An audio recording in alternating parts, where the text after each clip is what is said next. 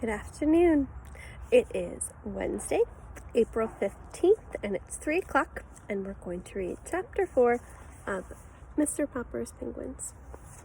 When we left off, what was happening?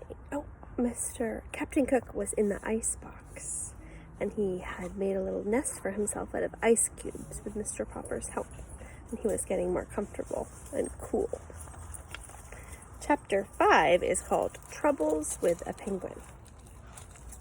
The next day was quite eventful at 432 Proudfoot Avenue. First there was the serviceman, and then the policeman, and then the trouble with the license. Captain Cook was in the children's room, watching Janie and Bill put together a jigsaw puzzle on the floor. He was very good about not disturbing the pieces after Bill had spanked him for eating one. He did not hear the refrigerator serviceman come to the back door. Mr. Popper had gone marketing for canned shrimp for the Penguin, so that Mr. Popper was alone in the kitchen to explain to the serviceman what he wanted to have done with the refrigerator. The serviceman put his tool bag down on the kitchen floor, looked at the refrigerator, and then at Mr. Popper, who, to tell the truth, had not shaved yet and was not very tidy. "Mister," he said, "you don't need no ventilating holes in that there door." "It's my icebox, and I want some holes bored in the door," said Mr. Popper. They argued about it for quite a while.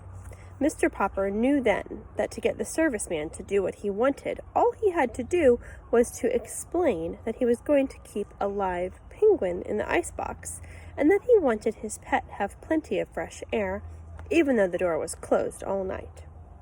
He felt a little stubborn about explaining that, however.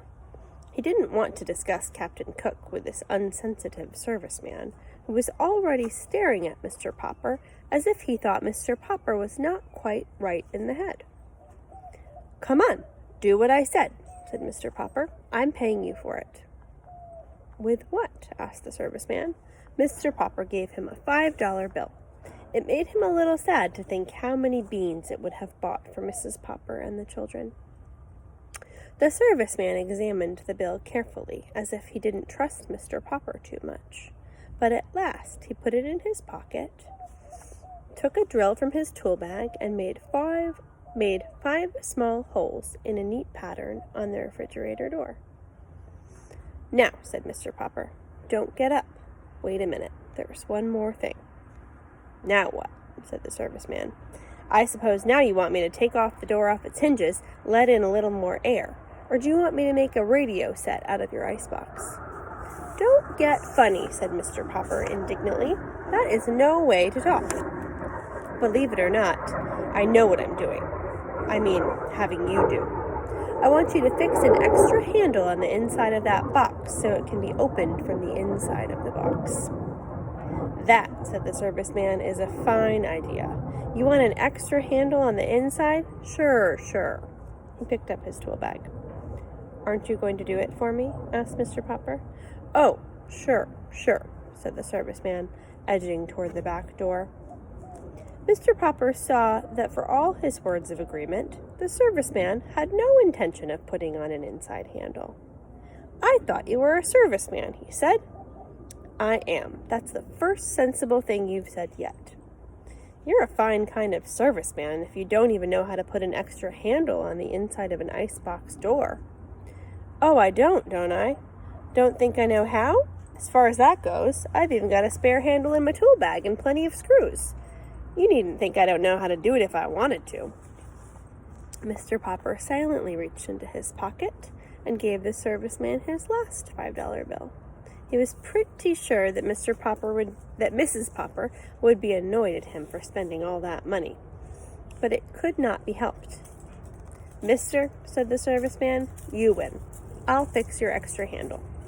And while I'm doing it, you sit down on that chair over there facing me where I can keep an eye on you." "Fair enough," said Mr. Popper, sitting down.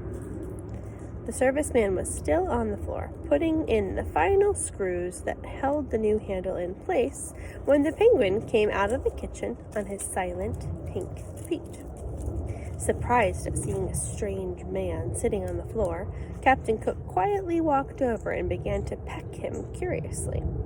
But the serviceman was even more surprised than Captain Cook. "Ork," said the penguin. Or perhaps it was the serviceman. Mr. Popper was not sure just what had happened when he picked up himself and his chair a moment later. There had been a shower of flying tools, a violent slamming of the door, and the serviceman was gone.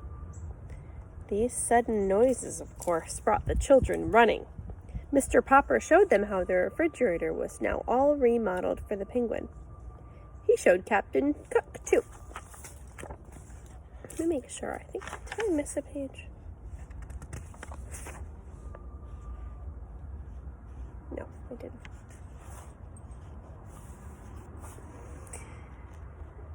The penguin at once noticed the shiny new inside handle and bit it with his usual curiosity. The door opened and Captain Cook jumped out. Mr. Popper promptly put Captain Cook back inside and shut the door again to be sure that the penguin learned his lesson. Before long, Captain Cook became quite skillful at getting out and was ready to be taught how to get inside when the door was shut. By the time the policeman came to the back door, Captain Cook was going in and out of the refrigerator as easily as if he had lived in one all his life. Looks like the serviceman was quite frightened by that bird, huh?